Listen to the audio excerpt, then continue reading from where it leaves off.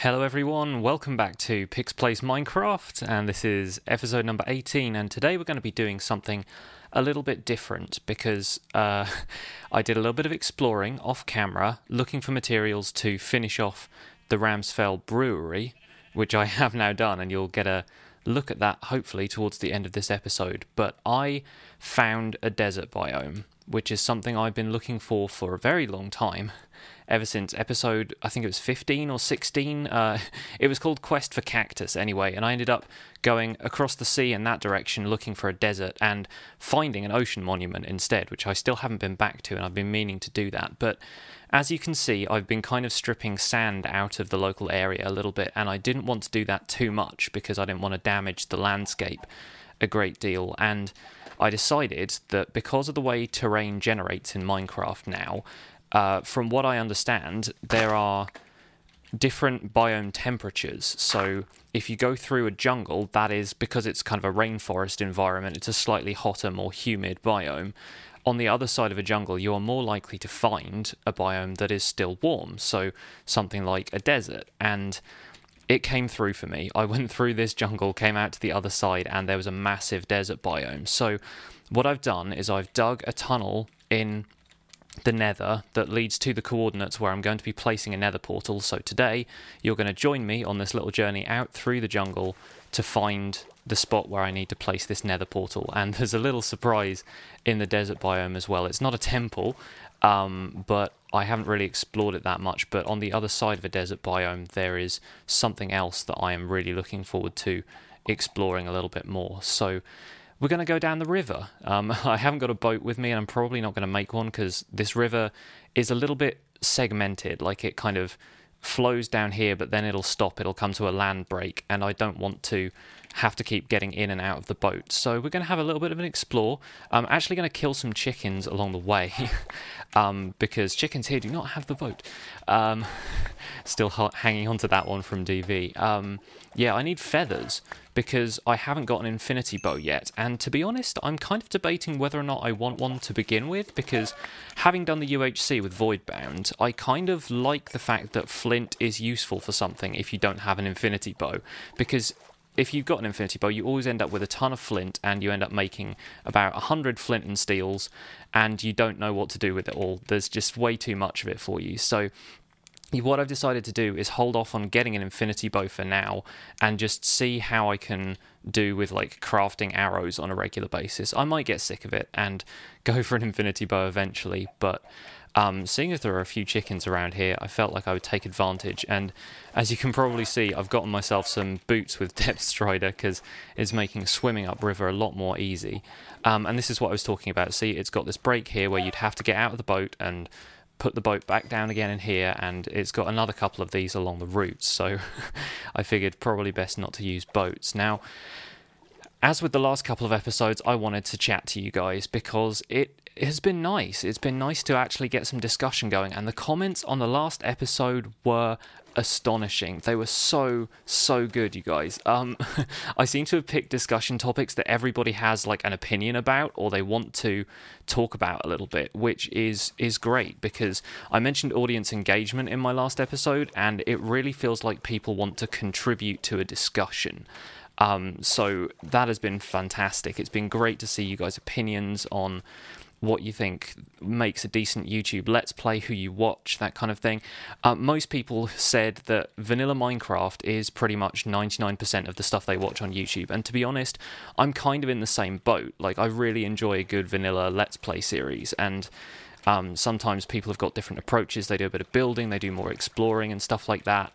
A lot of people mention Minecraft as one of the people that one of the collectives that they follow on a regular basis, and Hermitcraft and even DV came up in the comments. And yeah, I tend to watch a lot of vanilla Minecraft just because it's what I play, and there is so many different approaches to the game. Everyone's going to be able to do something a little bit different. Nobody has the same experience, and people said that with story-based games, you're basically getting the same experience as somebody with somebody playing it as you would playing the game yourself. So it's not like hugely motivating to watch unless you're just you're absolutely confident that someone is going to be delivering great commentary. So yeah, I'm totally in the same boat. There are a few exceptions, to be honest. Like the indie game videos that Swordfish puts out, I try and watch those a bunch of the time. I don't always have the time to do it, but he's playing some really interesting new games that have been on kind of Kickstarter, and he's contacted the developers and said, you know, can I play through this game? Can I kind of preview it while it's still in like open beta or something like that? And those have been really cool. I'm a big fan of those because there's some really interesting games out there, and it's definitely something that's a little bit off the beaten track. It's not something that everybody is playing, so it's kind of cool to see him play those. I've been watching Kane and Logan's GTA series where they've been doing the heists on GTA Online, and that's really funny. Like, Logan's got the other four-sided ball guys involved. David and Sean are hilarious, and you get a couple of different perspectives watching Kane as opposed to watching Logan, because they tend to be on different teams. You know, there'll be two different teams for a heist having different objectives, but kind of doing stuff in coordination, and they're super entertaining. It's really, really fun. Half the time it comes across like they don't know what they're doing, but they're actually quite skilled players a lot of the time, so it's neat. Even if they have a couple of technical problems along the way, it is fun to watch. And a few DV players have modded series. Jefferson is going through a new mod pack right now in his single player. B-Ran obviously started Decidedly Neapolitan, has moved on to Magicraft with a couple of other people, and those are all fantastic. It's great fun to see that. And I think Sean from Four-Sided Ball is on Magicraft quite a lot as well, so that is another reason to watch, because they're very funny together. B-Ran's last video where he was just goofing around with Sean and Logan was incredible. It was so much fun. It looks like we're getting towards where we want to be here, which is great. So yeah, I totally agree with some of the people in the comments. I think Sesha and Mort said this especially, that if somebody's having fun and making progress and editing well is another really important thing. That's the kind of thing they want to watch, because it's coming into view.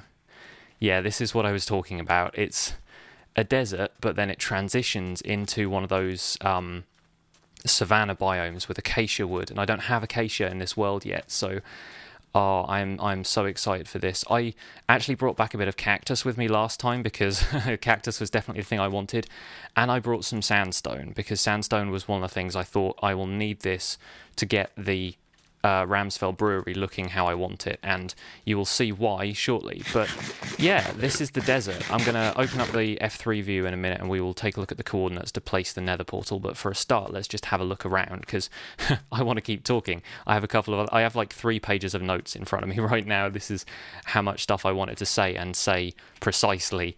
But yeah, I've recently changed the program I use to edit my videos, and this is going back to what Mort said about watching a series that's well edited, which is maybe something a few people overlook, but I work in Linux, and I've had Linux on this machine for a while, and I probably could run Windows, but I'm kind of used to Linux now. The horse is still in the tree.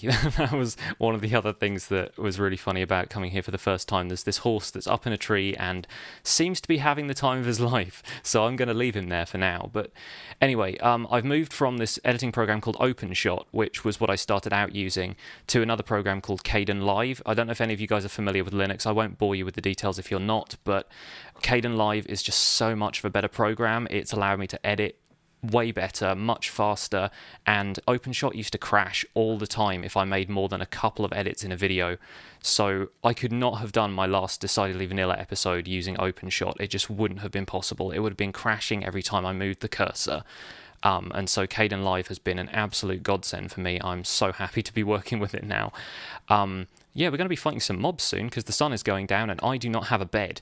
But I just want to take a look around the perimeter of this desert biome because it's quite small for a desert. It kind of borders this acacia biome really nicely, and I haven't seen like a village or a temple or any kind of major landmarks, but I'm probably going to be stripping this for sand and sandstone quite regularly, which is why I want the nether portal over here in the first place. There's a little birch forest over there and a couple of places that I look like I might want to explore in future. I haven't found a jungle temple on PC Minecraft ever, so I might have a look around this jungle to see if there's something we can raid together on camera. But yeah, like I said, I could not have done my last DV episode using OpenShot. There were just way too many edits, so Kden Live is just my saving grace right now. It's been great to edit with. It's got even more options than OpenShot had, and it doesn't crash all the time. So that's great. But Decidedly Vanilla Season 1 is over. And yeah, that came as a surprise to a few people who were watching us. I mean, obviously it had been coming for a little while with the Captain Hops storyline and everything, but people didn't necessarily expect us to end the series when we did. And it's been amazing. It's been so much fun to be part of that community. I was the last person to join the server before the reset, I suppose. And yeah, we are going to have a reset. The old map is... basically, it's not actually blown up. I'm going to break the fourth wall for you guys there. We did load up the rabbit battle on like a separate map that we loaded onto the server. So the original one is preserved, and hopefully we should be able to host a world download for those guys of you who want to play it. Let's see if we can farm some arrows from skeletons while we're out here. But I may die because there are loads of zombies. Let's grab a couple of these. I have spent a night out here completely... on my own before, so hopefully I'll be able to fend them off. But yeah, it's these guys over here who can be giving me some arrows. Oh, tagged me that time. What was that he dropped? Was that a bow? I don't want a bow. Oh, it was a helmet. Okay, cool. Yeah, I'm so happy with the way the Decidedly Vanilla series went and my contribution to the community, I guess. Like, it really felt like I could leave my mark on the place in the time that I had. I loved my base so much. I will really, really miss it. And I mentioned this on my Decidedly Neapolitan episode the other day, but I'm moving away from building with mushrooms with whatever we do next with DV, which I can't really talk about because we have some big things planned, but we're waiting to kind of reveal it all until everybody is ready. I know a few people still haven't... Oh, blimey, we're getting... all kinds of stuff here. Yeah, a few people have not yet made their final video from Decidedly Vanilla at the time of this recording anyway, and this is probably going up pretty much straight away. So yeah, we want to make sure that everybody's on the same page before we announce what's happening next, but it is going to be immense, guys. I'm really looking forward to sharing it with you. But yeah, whenever we come around to that, I am moving away from building with mushroom, and I'm going to do something a little bit different. I have a theme in mind already. We'll discuss that more when we come to it. But the last episode was so much fun. I really want to do more collaboration when we get around to it, because Logan and Oviraptor were the last two members of DV I hadn't already collaborated with when we did the rabbit battle. So now I can say I've ticked everybody off my list of collabs, and it's really nice to have spent some time with everybody, and they are an absolute riot. Like, you can probably tell it from that rabbit video, even though we're editing it to be all kind of sad and it's the end of the server and stuff. We had so much fun. It was such a beautiful send-off for us to send the server off in that way. So yeah, it was a great time.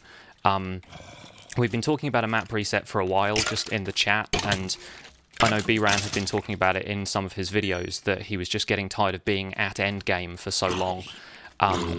We all kind of agreed with ourselves that we would reset the map when the 1.9 update came around, but it looks like that is taking a little while, and I've never really, you know, had an experience of an update. I joined PC Minecraft for, like, after the 1.8 update had come out, so I've never really been around for a major update, and this one, from what I've been told, is taking longer than any other update has previously, and it doesn't seem like they've done a huge amount of work on it until recently. And the transition from, you know, ownership of Mojang to Microsoft is kind of feeding rumours a little bit, in that they thought Microsoft was holding stuff up, but it looks like they're working on some stuff now anyway. But yeah, the timing felt right. Something else came up that meant we were considering resetting DV, and we've decided to, and it just... yeah, it seemed like it was right. We had the Captain Hops thing to use as like a conceit for why we were leaving the server in the first place, that it's being overrun by these evil rabbits, and yeah, it seemed like the thing to do. You will see what our plans are in future, and like I said, we're not gonna reveal everything until everybody's on the same page, but it's coming, and it's coming soon, and I really think you guys are gonna love it. It just feels like changes in the air at this time of year. I'm going to find where the coordinates are for this portal. I think it's going to be over here somewhere. Okay, yeah, it's counting down. Okay, good. Yeah, the entrance to the jungle over here is where I was going to place it, and I'll work on exactly how we're going to like shelter it, if we're going to build like a thing around it, like the windmill over in the plains. But yeah, I've been fighting mobs and chatting about stuff for long enough, and that's where the creeper blew up. I'm going to collect all this sand. I feel like I probably should do that before it all goes away. Don't want to waste these things. Let's see, need x coordinate of 880, which is pretty much over here. Yeah, 880, 190. Okay, cool. And it's here because I've already set up the, excuse me, I've already set up the opposing portal in the Nether. So as long as I'm more or less lined up with that, here should be fine. Right. So let's build one of these. It's been a little while since I've done anything in the exploring. So let's just build one of these out. Good, that is the right dimensions. I always get that wrong. I always end up building something that's only too high. There's an Enderman over there, and I want his pearls, but I have a fire aspect sword, so he's going to go crazy when I hit him. But yeah, like I was saying, it just feels like changes in the air, and it's kind of a weird time for me, which is something I've kind of not. I've said I'm not really going to share a great deal of personal information on here because I don't like to talk about myself too much. Those just spawned. Hello, they're coming after me now. I'm going to retreat into the Nether because it feels like it is about time, and hopefully this will get me out where I need to be. Yes, haha, this is the tunnel, cool. There have been so many times when I've set up another portal and it has not gone as well as that, so thankfully got the coordinates right this time. But yeah, I've just become unemployed, and it's kind of a strange thing to admit on camera, but I have. I've been working the same job for about 4 years, and recently, well, about 6 weeks ago, the boss came down from London to where I work in Brighton and said that our entire office was basically being made redundant, which sucks.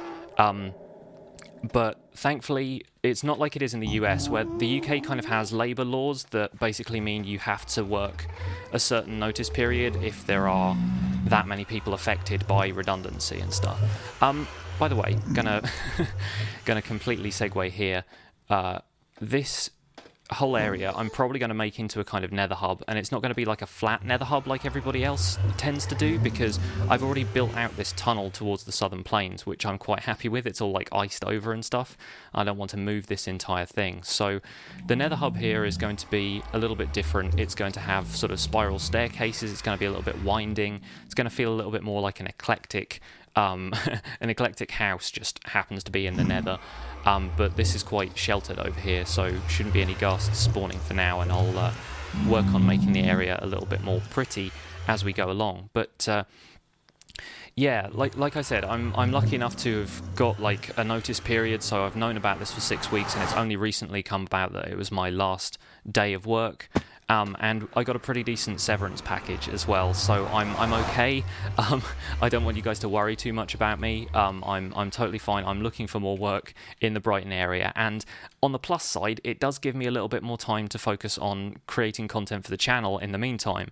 The time kind of feels right to move on, and it's summer, so the weather has been really nice, and everyone is going to be outside and having fun, and yeah, it feels like it's going to be okay, and I'm kind of coming to terms with it now. It's nice, but anyway, I don't want to get too far into this. And it's not like super professional to explain exactly where I worked and what I did, but the time feels right to move on, and I'll miss the people I worked with the most. But yeah, like I said, hopefully I'll have more time to work on stuff for the channel, and I'm potentially working out some live streaming with Kane. So that's going to be super fun as well. Let me know in the comments if you guys are going through anything like this as well, because I've talked to a bunch of people and they've said, like, it's kind of a time of change for me as well. Like, everything seems to be going on a certain way. Like, we're resetting the server. A few people are thinking about moving on from their current jobs if they're not, you know, having to like I am. And yeah, it's just kind of an interesting time. I've been dallying over here and hanging out by the ice farm because I'm holding it back on showing you what I've done with the Ramsfell brewery, but now we've set this up, I think it is the time. So you'll get your first glimpse of it as we come down from Nether Point, and it looks completely different. But yeah, I'm so happy with this. The Ramsfell Brewery has now officially been renamed the Ram's Head, and this is why. This is why I went to go out and get the sandstone, because I really wanted to put... I came up with the name the Ram's Head on the fly, and I just went, okay, I have to put sheep horns on the front of the brewery now. That is happening. And yeah, sandstone seemed like the obvious choice for that kind of craggy, like ivory almost texture that the sheep horns tend to have. And so this is it. This is the Ramsfell Brewery now. It's still got the cellar around this side. There's a build chest down there from all the materials that I had.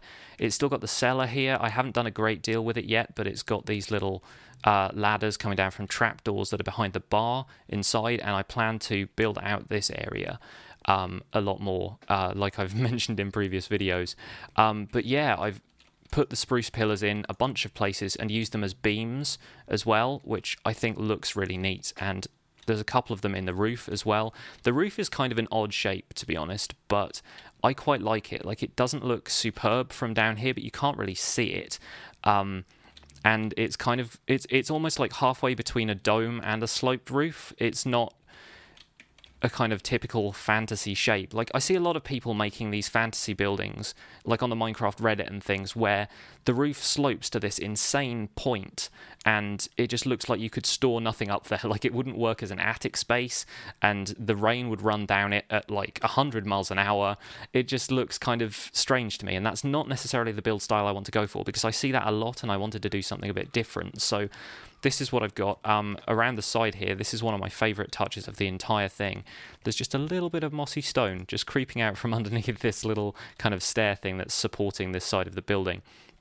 And from around the back, it looks kind of cool as well. I couldn't exactly do the same domed roof that I've done at the front, so it kind of comes to a short stop at the back there, but I think I did pretty well with it. I think it looks nice and put together. It's got a good amount of depth in there as well, and the kind of spruce and dark oak wood went together really well with the different variations of stone. So I'm really happy with it. I'm going to show you a bit of the interior as well. Oh, these are meant to be kind of hanging baskets as well. First time using spruce leaves to decorate an exterior, and I kind of like it just because it fits in with the theme of this whole area and the grass colour and everything. It looks very extreme hills. So that's it. This is the interior, and I'm pretty happy with it so far. It's quite sparse generally. Like, I haven't put a whole lot of decorative touches into it yet, but I like that there's these little tables around here using nether brick for the sofas so they look nice and comfy. A couple of little cozy areas around here. A couple more booth type things over here as well. I wanted it to be a little bit symmetrical when you walk in, but then it's got a couple of quirks to it, you know? Still planning on using these chests behind the bar for potion storage. I have been brewing a great deal of potions right now, but that one's blue, that one's red, and the red and blue brewing modules are still out there completely unchanged. I kept the blue and red glass over here. I can't remember who it was in the last video. I think it might have been Sesha saying they liked the stained glass kind of pillars on the outside of the buildings, and they did have to go because I really like the spruce pillars and I didn't want that stained glass to be too visible from the outside. But I kept these in as kind of a tribute to what this building used to be, and some of these walls are still pretty similar, but yeah, completely remodeled the interior, as you can see, and I'm so happy with it. I think it turned out really well. I might work on making these torches into something more like a kind of with an item frame and something that looks like it's bracing the torch against the wall, like a little torch bracket. But I'll work on that as an aesthetic thing later. Still got the crafting table tucked in behind there, still got the paths out to the brewing modules from here, but the building has a ton more character now, and it's even gotten upstairs, because what I wanted to do, aside from this bay window at the front, which gives you a beautiful view of the surrounding area, or it would if the Minecraft default glass texture wasn't so weird and streaky, I might actually swap this out for white stained glass just so it's a little less obvious. But what I wanted to do is kind of emulate the style of old school taverns and coaching inns, which have a couple of rooms at the top of the the pub where people could stay the night if they were travelling. And yeah, they've got bay windows in here as well, which kept the same style as the one at the front. This one here is a double room, and like I said, I haven't done a great deal with the interior yet. There's a nice window out here that you can look out that direction as well. And I quite like what I've done with the stairs, with the kind of, you know, grooves in the walls here and there. And this one is a single room, and the bedside table is a little bit different, but that will probably change. And same setup over here. Like, it's symmetrical enough that there are kind of touches that you'll notice that even if they have a little bit of a quirk to them, like if they don't look incredibly well put together, as long as the room on the other side does the same thing, it feels like it's intentional. So that's what I was going for, really, and I'm quite pleased that I got all the stained glass to kind of match up in here. But yeah, this is the Ramsfell Brewery, or the Ram's Head, as I should be calling it now. And it's got this huge attic space up here, which I haven't decided if I'm going to do anything with it yet, because it would probably involve putting ladders up the side here, or having some other way of getting up there. So that's perhaps a work in progress. Maybe I'll just wall it off. Maybe I'll leave it open like that, because it does kind of feel like it would be cool to have these rafters and stuff visible in here. It gives it that old school, almost medieval sort of feel. But yeah, that is pretty much what I wanted to cover in this episode. Like I said, I've been farming some cactus now because I wanted green dye for a while, because I mean to go back to the southern plains, which is over that way, and do some more work on that windmill. I wanted to add some stained clay in there, and to be honest, I might end up doing the same thing as I've done with this, and doing a little bit of remodeling just to make it a little bit better with the building skills I've learned since I made it in the first place. And this is now the best looking building in Ramsfell. and so I think the enchanter's cabin is good. I think that will stay as it is. I've added a couple of other touches to it. There's some vines around the back. There's a couple more of these bushes. Going to prettify the pond, like I said before, and this is probably going to stay as is.